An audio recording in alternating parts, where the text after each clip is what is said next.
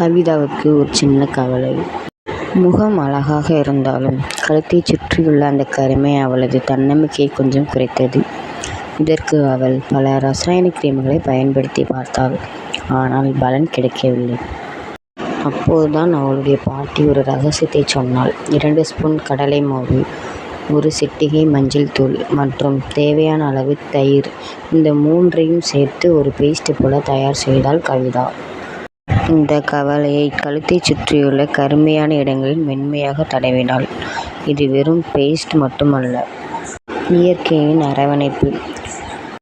ஒரு 20 நிமிடம் அப்படியே விட்டுவிட்ட பிறகு குளிர்ந்த நீரால் மெதுவாக தேய்த்து கழுவினாள். வெறும் வைத்தியம் மட்டும் போதாது என்று தினமும் நிறைய தண்ணீர் குடித்தாள். வெளியே செல்லும்போது கழுத்தை வெயிலிலிருந்து பாதுகாக்க மென்மையான ஸ்கார்ஃப் பயன்படுத்தி தொடங்கினாள்.